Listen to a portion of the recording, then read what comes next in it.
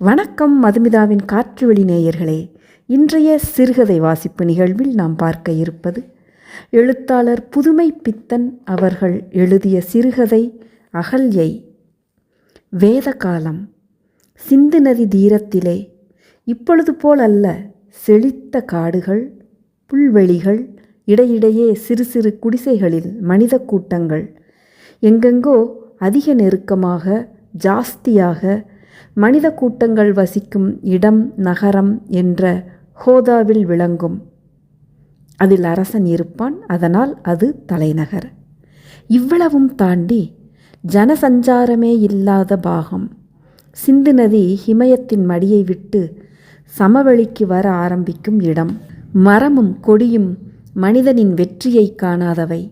சிந்துவின் கன்னிப்பருவம். நதி களங்கமற்ற உள்ளத்தைப் போல் பாறைகளை தழுவிச் சுளித்துச் சிரித்துச் சென்றது. அங்கே கௌதமருடைய வாசஸ்தலம் சற்று காட்டின் உள்ளே தள்ளி சிந்துவின் கரைக்கும் குடிசைக்கும் கூப்பிடு தூரம். குடிசைக்கு பக்கத்தில் சிறிது தள்ளி வடக்கு புறமாக செழித்த புல்வெளி. தூரத்திலே ஹிமவானின் பனிச்சிகரம். இவர்களுக்கு எப்பொழுதும் தீங்கு வராமல் கவனிப்பது போல் இருந்தது. கௌதமர் அந்தனர், அதாவது வித்தைக்கும் கலைக்கும் தமது வாழ்க்கையை அர்ப்பணம் செய்துவிட்டவர். அது ஒரு காலம். வாலிபர்களுக்கு சிறுவர்களுக்கு வித்தையை போதிப்பதில் ஒரு பிரேமை. அதெல்லாம் பழைய கதை. அப்பொழுது இந்த அகண்ட உலகத்தில் உள்ள சராச்சரங்களின் அழகு, அதன் காரணம், அதன் மூலம், இவை எல்லாவற்றையும் அறிய ஓர் ஆர்வம். அதனால்தான் இந்த தனி இடத்தில் வந்து நிம்மதியாக தமது ஆசையை பூர்த்தி செய்து கொள்ள தனித்திருக்கிறார். சமூகத்தை விட்டு விலகி தமது பத்தினியுடன் இங்கு வசித்து வருகிறார். அவருக்கு வயது 30. கருத்து அடர்ந்த தாடி, அகன்று பிரகாசமான ஒளிவிடும் கண்கள், மெல்லிய உதடு, பரந்து விரிந்து திரண்ட மார்பு, ஒடுங்கிய வயிறு, எல்லாவற்றிலும் இயற்கையின் கனிவு பொங்கியது. மிருக அழகன்று, ஆளை மயக்காது வசீகரிக்கும். அந்த கண்களில், அந்த உதடுகளில் ஒரு தெய்வீக ஒளி, தேஜஸ், உள்ளத்தின் சாந்தியை எடுத்து காட்டிற்று. அவர் மனைவி, அவள்தான் அகல்யை. அவர் ஆணுக்கு லட்சியம் என்றால் இவள் பெண் குலத்திற்கு வெற்றி.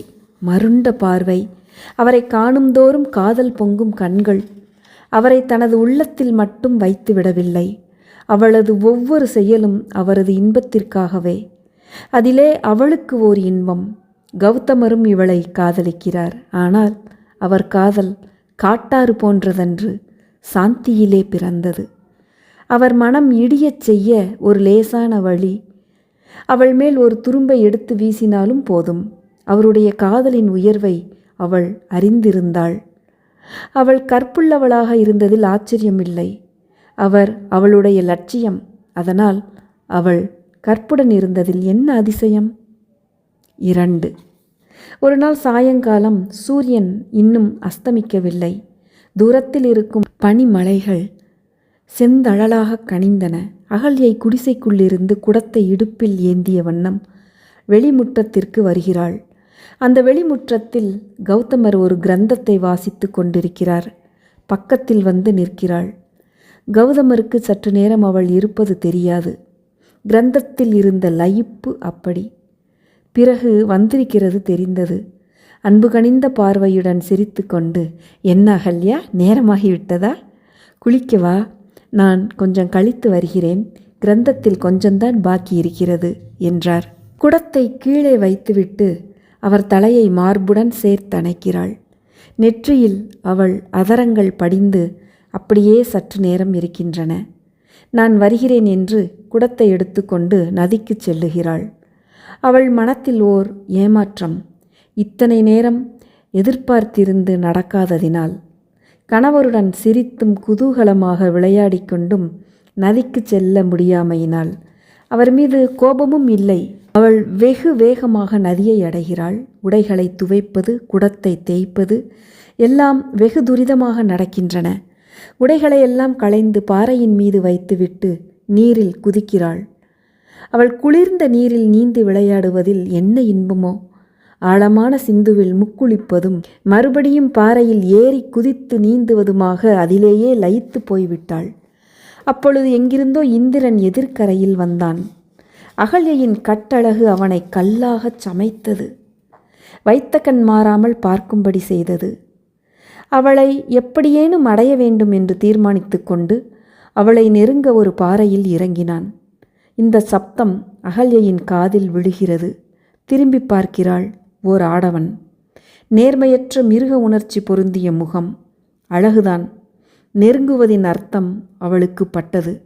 அப்படியே வெறித்து ஒரு கோபப்பார்வை பார்க்கிறாள். இந்திரன் நடுநடுங்கி அப்படியே நின்றுவிட்டான். இப்படி எதிர்பார்க்கவில்லை அவன். அகல்யா ஒரு பாறையின் பக்கத்தில் மறைந்து உடைகளை சீக்கிரம் அணிந்து கொண்டு குடத்தில் தண்ணீருடன் வெகு வேகமாக கரையேறி சென்று விடுகிறாள். இந்திரன் மனத்தில் அவளை அடைய வேண்டும் என்ற ஒரே எண்ணம்தான். அவள் யார், தான் செய்ய புகுந்தது என்ன என்று எண்ண மனத்தில் இடமில்லை. பைத்தியம் பிடித்தவள் போல் ஒரே வெறித்த பார்வையுடன் சென்று கொண்டிருக்கும் அவள் எதிரே கௌதமர் வருகிறார். குடம் கையிலிருந்து நழுவுகிறது.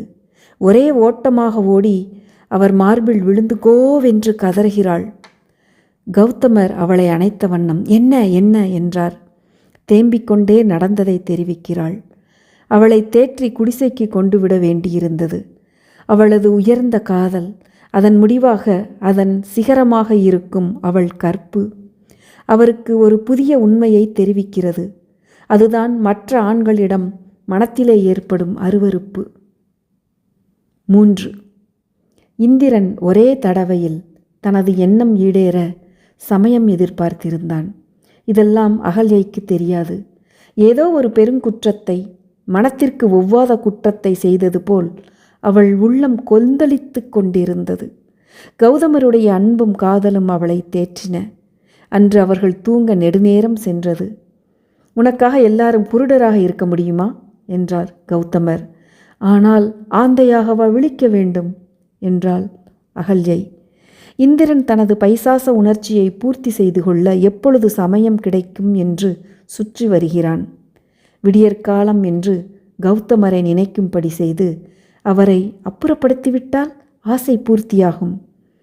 நடுநிசி, சந்திரனற்ற வானம், வெள்ளி மட்டும் கொஞ்சம் பிரகாசமாக விடியற்காலம் என்று நினைக்கும்படி மங்கிய வெளிச்சத்தை தருகிறது. இந்திரன் கோழி மாதிரி கூவுகிறான். குடிசையினுள் அகல்யாவை தழுவியும் தழுவாமலும் உறங்குகிறார் கௌதமர். அவருக்கு எப்பொழுதும் பிசாசு தூக்கம் கிடையாது.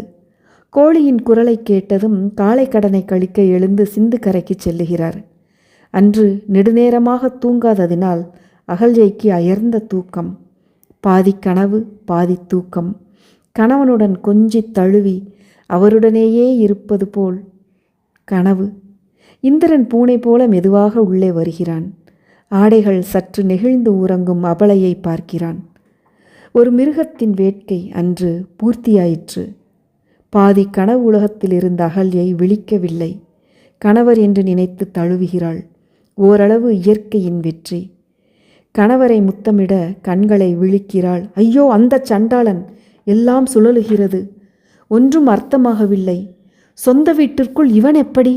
பக்கத்தில் இருந்த தடியால் அவன் மண்டையில் அடித்து உதறி தள்ளிவிட்டு ஒரு புறம் கிடந்து புரண்டு துடிக்கிறாள். இந்திரனுக்கு சுய அறிவு வருகிறது. தன் பைத்தியக்காரத்தனம், தன் மிருகத்தனமான கொடுமை அவன் உள்ளமே வெடித்து விடும் போல் இருக்கிறது. நதிக்கு சென்ற கௌதமர் இன்னும் விடியாததைக் கண்டு ஏதோ சூது நடந்திருக்கிறதென்று விரைந்து வருகிறார். உள்ளே சரேல் என்று நுழைந்ததும் அகல்யை கிடக்கும் கோலத்தில் காரியம் மிஞ்சிவிட்டது என்று அறிந்தார். உடனே தம் மனைவியை வாரி அடிக்கிறார். தீயில் பட்ட புழுப்போல் அவள் உடல் துடித்து பதறுகிறது. குற்றத்தின் பாரமே உருவாக இந்திரன் நிற்கிறான். அப்பா இந்திரா, உலகத்து பெண்களை சற்று சகோதரிகளாக நினைக்கக்கூடாதா? கண்ணே அகல்யா, அந்த சமயத்தில் உனது உடலுமா உணர்ச்சியற்ற கல்லாய் சமைந்து விட்டது என்று அவள் தலையை தடவி கொடுக்கிறார். அவர் மனத்தில் ஒரு சாந்தி, ஒரு புதிய உண்மை. உணர்ச்சி தேவனையும் மிருகமாக்கி விடுகிறது. மன தூய்மையில்தான் கற்பு. சந்தர்ப்பத்தால் உடல் களங்கமானால் அவளை என்ன செய்ய முடியும்? மௌனம். இந்திரா போய் வா என்றார் கௌதமர். அப்பொழுதும் அவர் மனதில் சாந்தி தெளிவாக தெரிந்தது. அகல்யை, அவள் உள்ளத்தில் நிகழ்ந்த ஊழியின் இறுதி கூத்து கணவனின் சாந்திக்கு பகைப்புலமாக நின்றது. 1934 வருடம் ஆகஸ்ட் மாதம் 24 ஊழியன் வெளிவந்த சிறுகதை. மீண்டும் மற்றொரு சிறுகதையுடன் உங்கள் அனைவரையும் சந்திக்கும் வரை அன்பு வணக்கங்கள் கூறி விடைபெறுவது உங்கள் மதுமிதா. நன்றி, வணக்கம்.